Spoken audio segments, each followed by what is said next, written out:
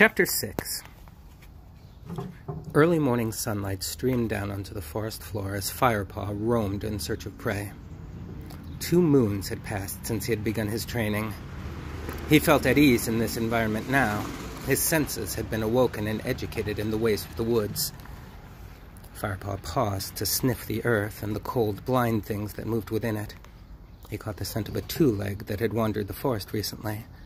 Now that Greenleaf was fully here, leaves were thick on the branches and tiny creatures were busy beneath the carpet of leaf mold. Firepaw made a lean, strong shape as he moved silently through the trees, all his senses alert for the scent trail that would end in a swift kill. Today he had been set his first solo task. He was determined to do well, even if this task was only to bring back fresh kill for the clan. He headed for the stream that he had crossed on that first trek through the ThunderClan hunting grounds. It gurgled and splattered as it ran downhill over the smooth, round pebbles. Firepaw paused briefly to lap at the cold, clear water, then lifted his head and tested the air again for any scent of prey. The stench of a fox lay heavy in the air here. The smell was stale, so the fox must have drunk here earlier in the day. Firepaw recognized the odor. He had smelled it on his first visit to the forest. Since then, Lionheart had taught him it was fox scent, but apart from the glimpse of the fox's brush he had only caught on that first outing, Firepaw had still never seen one properly. He struggled to screen out the fox stench and concentrate on prey scent. Suddenly his whiskers prickled as he honed in on the warm blood beat of prey, a water vole busy about its nest. A moment later, he saw the vole. The fat brown body was darting back and forth along the bank as it gathered grass stalks. Firepaw's mouth watered in anticipation. His last meal had been many hours ago, but he dared not hunt for himself until the clan had been fed. He remembered the words repeated by Lionheart and Tigerclaw time and time again. The clan must be fed first. Dropping into a crouch, Firepaw began to stalk the little creature. His orange belly fur brushed against the damp grass. He crept closer, his eyes never leaving his prey. Almost there. Another moment and he would be near enough to spring. Suddenly, there was a loud rustle in the ferns behind him. The water vole's ears twitched and it disappeared down a hole in the bank. Firepaw felt the hackles rising along his spine. Whatever had ruined his first good chance of catching prey would have to pay. He sniffed the air. He could tell it was a cat, but he realized with a jolt that he couldn't identify which clan it belonged to. The stale stench of fox still confused his smell sense. A growl rose in his throat as he began doubling back in a wide circle. He pricked up his ears and opened his eyes wide, seeking out any movement. He heard the undergrowth rustle again. It was louder now, off to one side. Firepaw edged closer. He could see the ferns moving, but the fronds still hid the enemy from view.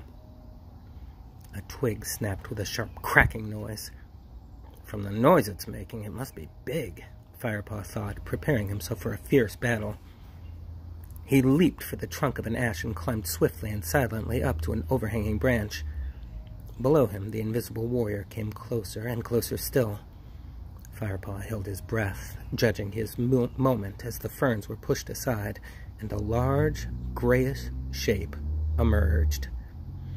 Rawr! The battle cry rumbled in Firepaw's throat. Claws unsheathed, he launched himself at the enemy and landed squarely on a set of furry, muscular shoulders. He dug in hard, gripping with thorn-sharp claws, ready to deal out a powerful warning bite. What's that? What's that? The body below him shot straight up in the air, carrying him up with it. Greypaw! Firepaw recognized the astonished voice and caught his friend's familiar smell, but he was too fired up to loosen his grip. Ambush! Meow! Spat Greypaw, not realizing that the cat gripping onto his back was Firepaw. He rolled over and over in an attempt to dislodge his attacker. Ugh! Firepaw rolled with him, squashed and flattened beneath the heavy body. It's me, Firepaw! He yowled, as he struggled to pull free and sheath his claws. Rolling away, he sprang to his feet and gave himself a shake, which rippled all the way along his body to the end of his tail. Greypaw, it's me! He repeated. I thought you were an enemy warrior. Graypaw rose to his feet. He winced and shook himself. It felt like it, he grumbled, twisting his head around to lick his sore shoulders. You've raked me to shreds. Sorry, Firepaw mumbled. But what was I supposed to think with you creeping up on me like that? Creeping up? Graypaw's eyes were round with indignation. That was my best stealth crouch.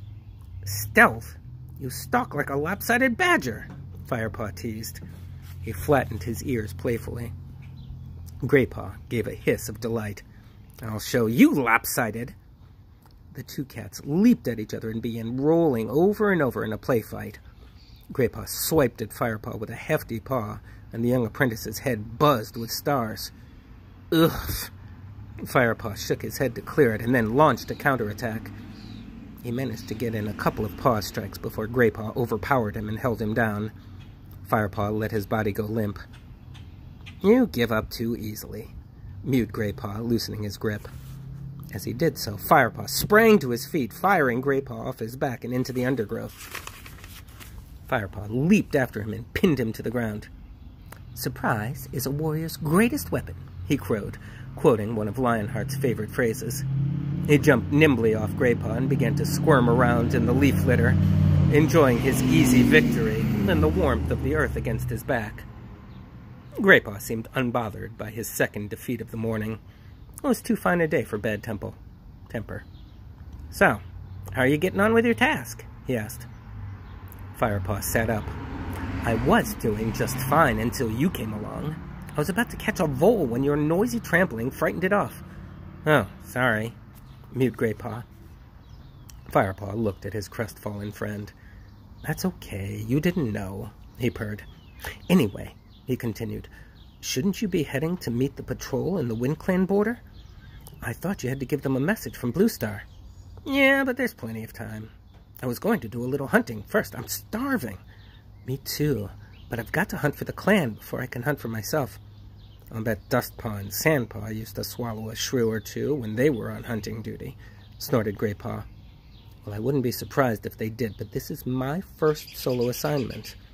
And you want to do it right. I know, Graypaw sighed. What's the message from Bluestar anyway? Firepaw asked, changing the subject. She wants the patrol to wait at the Great Sycamore until she joins them at Sunhigh. Seems that some Shadow Clan cats have been prowling around. Bluestar wants to check things out. You'd best get going then, Firepaw reminded him. The WindClan hunting grounds aren't too far from here, and there's plenty of time, answered Graypaw confidently. And I suppose I should help out after losing you that vole. Doesn't matter, Firepaw mewed. I'll find another. It's such a warm day, there should be quite a few out and about. True, but you still have to catch them. Graypaw nibbled at a front claw, stripping off a piece of the outer sheath thoughtfully. You know, that could take you until way past Sunhigh, maybe until even sunset. Firepaw nodded without enthusiasm as his belly gave a rumble. He would probably have to make 3 or 4 hunting trips before he caught enough prey. Silverpelt would be in the sky before he got a chance to eat. Graypaw stroked his whiskers. Come on, I'll help you get started. I owe you that, at least. We should be able to catch a couple of voles before I have to get going. Firepaw followed Graypaw upstream, glad of the company and the help. The fox stench was still in the air, but suddenly it smelled stronger. Firepaw paused. Can you smell that? He asked. Graypaw stopped and sniffed the air too. Yeah, fox. I smelled it earlier. Doesn't it smell fresher to you now, though? Firepaw asked. Paw sniffed again, opening his mouth slightly. You're right, he murmured, lowering his voice. He swiveled his head to look across the stream at the bushes in the woods beyond. Look! Firepaw looked. He saw something red and thick-haired moving among the bushes. It stepped into a clearing in the undergrowth, and Firepaw saw a low body glinting red in the dappled sunlight. Its tail was heavily furred, and it had a long, narrow snout. So that's a fox, Firepaw whispered. What an ugly muzzle. You can say that again, agreed Graypaw. I was following one of those when we first met, whispered Firepaw. More likely it was following you, you idiot, hissed Graypaw. Never trust a fox. Looks like a dog, behaves like a cat. We must warn the queens that one is straight into our territory. Foxes are as bad as badgers when it comes to killing young kits. I'm just glad you didn't catch up with the one you saw last time. He'd have made mouse meat out of a tiny scrap like you. Firepaw looked a little put out, and Graypaw added, You'd stand a better chance these days, though. Anyway, Bluestar will probably send a warrior patrol to scare it off, put the queen's minds at rest. The fox hadn't noticed them, so the two apprentices continued along the stream. So, what does a badger look like? Firepaw asked as they prowled along, sniffing to either side. Black and white, short legs. You'll know one when you meet one. They're bad-tempered, lumbering animals. They're less likely to raid the nursery than a fox, but they have a vicious bite. How do you think old Halftail earned his name? He hasn't been able to climb a tree since a badger bit his tail off. Why not? Scared of falling. A cat needs his tail if he wants to land on his feet. It helps him spin in midair. Firepaw nodded in understanding. As Firepaw had predicted, hunting was good that day. Before long, Graypaw had pounced on a small mouse, and Firepaw had caught a thrush. He quickly took its life. No time to practice killing techniques today. There were too many hungry mouths waiting back at camp. Firepaw kicked earth over the prey so that it would be safe from predators until he came back for it. Suddenly, a squirrel broke cover. Firepaw burst into action. "After it!" he called, pelting at full stretch over the springy woodland floor with Graypaw at his heels. They slid to a halt as the squirrel scampered upward into a birch. "Lost it!" Graypaw growled in disappointment. Panting, the two cats stopped to catch their breath. The acrid stench that hit their mouths and noses surprised them. "The Thunder Path," Firepaw mewed. "I didn't realize we'd come so far." The two cats edged forward to peer out of the forest at the great dark path. It was the first time they'd been here alone. A trail of noisy creatures growled along the hard surface, their dead eyes staring straight ahead. "Yuck!" Graypaw snorted. "Those monsters really stink." Firepaw twitched his ears in agreement. The choking smells made his throat sting. "Have you ever been across the Thunder Path?" he meowed. Graypaw shook his head. Firepaw took a step out of the cover of the forest. A border of oily grass lay between the trees on the Thunder Path. He crept slowly out onto it, then shrank back as a stinking monster hurtled past. "Hey, where are you going?" Graypaw mewed. Firepaw didn't reply. He waited until there were no monsters in sight. Then he edged forward again, across the grass, right to the edge of the path. Cautiously, he reached out a paw to touch it. It felt warm, almost sticky, heated by the sun. He looked up, staring across the Thunder Path. Was that a pair of eyes glinting out of the forest on the other side? He sniffed the air, but smelled nothing except the stench of the great gray path. The eyes on the other side were still shining in the shadows. Then they blinked, slowly. Firepaw was sure now. It was a Shadow Clan warrior, and it was staring straight at him. "Firepaw!" Graypaw's voice made Firepaw jump, just as a huge monster, taller than a tree, roared past his nose. The wind from it almost toppled him over. Firepaw turned and ran as fast as he could back into the safety of the forest. "You mouse-brained fool!" spat Graypaw. His whiskers trembled with fear and anger. "What were you doing?"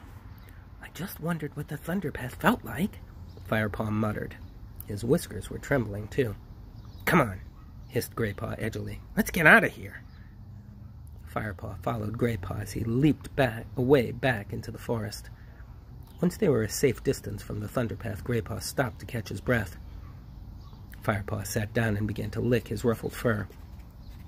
"I think I saw a Shadow Clan warrior," he mewed between licks, "in the forest on the other side of the Thunder Path." "A Shadow Clan warrior?" echoed Graypaw, his eyes wide. "Really?" "I'm pretty sure." "Well, it's a good thing that monster came past when it did," retorted Graypaw. "Where there's one Shadow Clan warrior, there's more, and we're no match for them yet. We'd better get out of here." He looked up at the sun, which was almost directly overhead. "I'd better get a move on if I want to meet that patrol on time," he mewed. See you later. He sprang away into the undergrowth, calling as he went, You never know. Lionheart might let me come and help you with the hunting once I've delivered this message. Firepaw watched him go. He envied Graypaw, wishing he were off to join the warrior patrol. But at least he'd have something to tell Dustpaw and Sandpaw when he returned to camp. Today, he had seen his first Shadow Clan warrior.